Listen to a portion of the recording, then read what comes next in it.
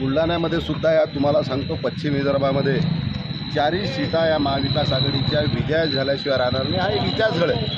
तुम्हाला सांगतो पश्चिम विदर्भ आणि पूर्व विदर्भ या दोन्ही विदर्भामध्ये एक इतिहास घडेल। आणि देवेंद्रजींनी ते विदर्भातल्या लोकांची फसवणूक केली। देवेंद्रजींनी 2014ला दिंडी काढली होती, शेतकऱ्याच्या कापसाला भाव नाही, शेतकऱ्याच्या सोयाबीनला भाव नाही। आज 10 वर्ष झालं। 2014ला देवेंद्रजींनी कापसाला 10,000 रुपये भाव मागितला होता। आज 10 वर्ष उलटून गेले।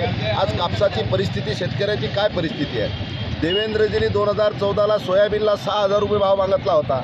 आज सोयाबीनचा 4,000 रुपये परिस्थिती आहे। देवेंद्रजींनी ह्या विदर्भातल्या या शेतकऱ्याची, या महाराष्ट्रातल्या शेतकऱ्याची जे फसवणूक केली, निश्चितपणे हा विदर्भ हा शेतकरी वर्ग जास्त करून या भागामध्ये आहे आणि संपूर्ण शेतकरी हा महाविकास आघाडीच्या पाठीशी आहे। निश्चितपणे ह्या वेळेस ह्या विदर्भामध्ये एक इतिहास घडेल आणि परिवर्तन तुम्हाला दिसेल आणि निश्चितपणे विदर्भातल्या पश्चिम विदर्भातल्या 4 सीटा विजय झाल्याशिवाय राहणार नाही। अमरावतीची सीट तर डिपॉझिट केल्याशिवाय राहणार नाही। भाऊ, एक महत्त्वाचा मुद्दा की बुलढाण्यामध्ये महाविकास आघाडीचा उमेदवार आहे, पण घटक पक्षाकडून नाराजी व्यक्त केली जाते। घटक पक्षाचा कोणत्याही प्रकारची नाराजी नाही। प्रत्येक पक्षाला जोपर्यंत जागा वाटप होत नाहीत अधिकृतपणे, प्रत्येक पक्षाचा जो अधिकार असते। आम्ही सुद्धा अकोल्यामध्ये आमच्या पक्षाला व शिवसेनेचा तिथं खासदार असला पाहिजे, शिवसेनेला ती जागा सोडाली पाहिजे, आम्ही तिथं आग्रही होतो।